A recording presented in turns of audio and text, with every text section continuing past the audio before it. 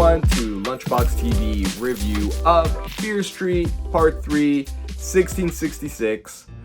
This guy's Alex, and I'm here to give you a spoiler-free review of this movie, and let's get to it. So since there's an overarching story involving Sarah Fear, the witch established from the prior movies, it's a mild spoiler, but no surprise that this movie doesn't culminate in 1666. It actually comes back to the present day, which is 1994, as established in Part 1. So the first half of this movie is set in 1666, and it is more of an origin story of Sarah Fear, the witch who's causing all this nonsense as established in the prior movies. Okay, so let's start with the frame of references. In Part 1, it was set in the 90s, so you had your sort of whodunit, scream killer type of feel to the movie. And in Part 2, it was set in the late 70s in a campground, so you had the Friday the 13th sleepaway camp type of feel.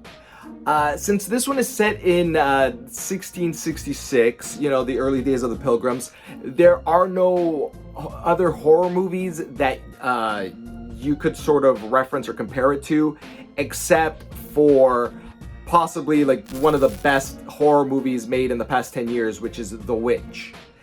And this movie, Fear Street 3, 1666, it suffers because of that. Because the entire time you want this tone, and it rarely ever reaches it. It doesn't reach it in the same way. It does so with shock value and jump scares, which, as we know, is just, you know, cheap schlocky horror.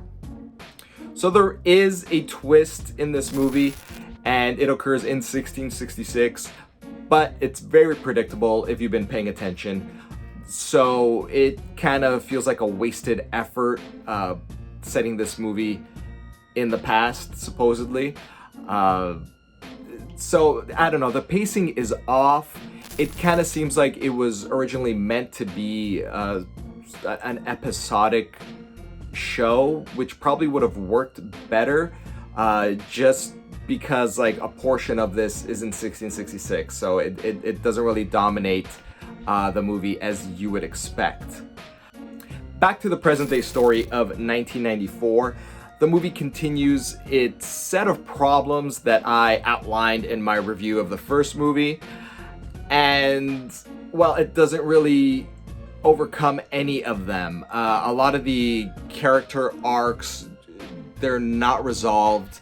There's a weird character introduced. Like, I don't really understand his motivation, to get entangled in this whole supernatural setting of monsters coming at you. And the monsters are another thing. Without spoiling anything, they're kind of easy to, well, let's just say not get killed by, because they have a singular focus, but that's for our spoiler review.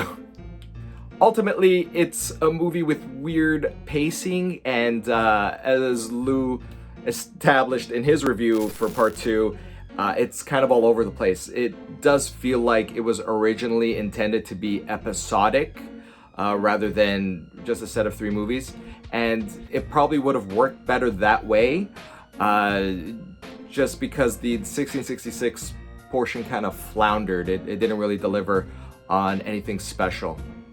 With all that said, I would give this movie a 3 out of 10. Definitely skip it. Go check out The Haunting of Hill House or The Haunting of Bly Manor.